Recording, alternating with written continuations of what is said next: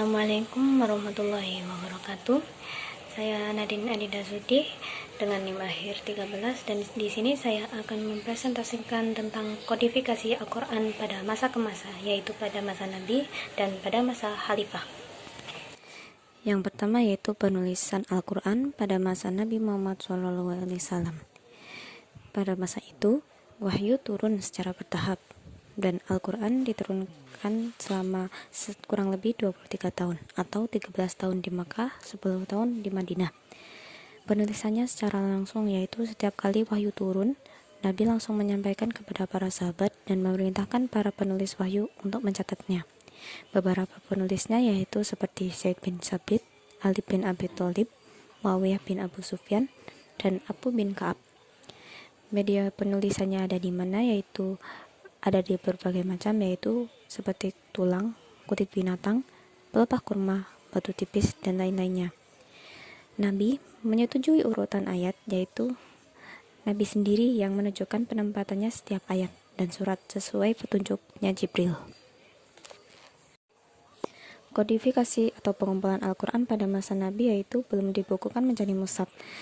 Pada masa Nabi itu masih menjadi lembaran-lembaran dan itu ditulis di berbagai media, dihafal oleh banyak para sahabat yang disebut hufaz atau sekarang hafizah, yaitu fungsi penghafal hafizah ini yaitu sangat penting karena Al-Quran itu dijaga melalui hafalan dan pengajaran langsung oleh Nabi.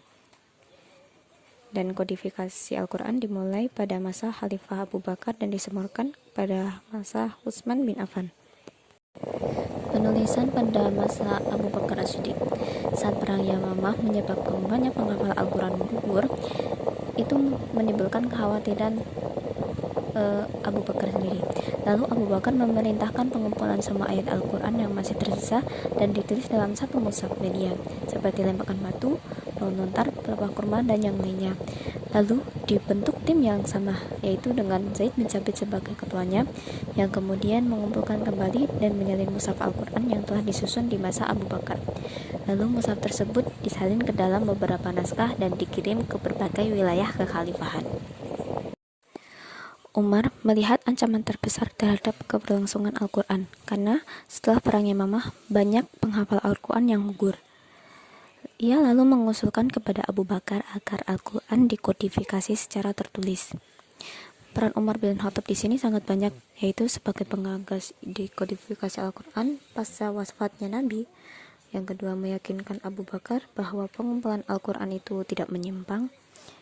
Dan setelah disetujui, Abu Bakar menunjuk Zaid bin Sabit sebagai ketua tim kodifikasi. Hasilnya apa? Yaitu hasilnya mushaf Al-Quran pertama berhasil dikumpulkan dalam satu jilid atau mushaf yang disebut mushaf Abu Bakar. Setelah wafatnya Abu Bakar, mushaf tersebut disimpan oleh Umar lalu diwariskan kepada putrinya, yaitu Hafsah binti Umar atau istri Nabi Muhammad SAW. Yang terakhir, pada masa Khalifah Utsman bin Affan, mulai timbulnya perbedaan qiraat atau cara membaca pada masa itu. Al-Quran di berbagai daerah wilayah Islam menyebabkan perbedaan pendapat, bahkan sampai pada tingkat mengkafirkan satu sama lain. Utsman bin Affan lalu mengambil tindakan, yaitu memerintahkan untuk menyalin kembali mushaf yang ada di tangan Hafsah menjadi beberapa salinan. Lalu setelah selesai ditulis, Utsman mengirimkan mushaf-mushaf tersebut ke berbagai wilayah Islam dan memerintahkan agar semua mushaf yang lain yang berbeda dibakar. Inisiatif ini bertujuan untuk menjaga kesatuan bacaan Al-Quran di seluruh wilayah kekuasaan Islam dan mencegah perselisihan yang dapat merusak keutuhan Al-Quran. Nah, kesimpulannya apa? Kesimpulannya yaitu pada masa Nabi Muhammad, Al-Quran diturunkan secara bertahap, dihafal, lalu ditulis di berbagai media. Kemudian susunan ayat itu dibimbing langsung oleh Nabi, namun belum dibukukan secara lengkap dalam satu mushaf. Dan yang kedua, pada masa Khalifah Abu Bakar, Al-Quran mulai dikumpulkan dalam satu mushaf karena banyak penghafal wafat dalam perang. Proses ini dipimpin oleh Zaid bin Sabit. Yang ketiga, pada masa Khalifah Utsman bin Affan, mushaf diseragamkan untuk mencegah perbedaan bacaan di berbagai wilayah. Mushaf standar, yaitu yang kita sebut mushaf Umani, disalin dan disebarkan, sedangkan mushaf lain dimusnahkan. Mungkin itu saja presentasi dari saya. Mohon maaf bila ada kesalahan kata. Saya pamit undur diri. Wassalamualaikum warahmatullahi wabarakatuh.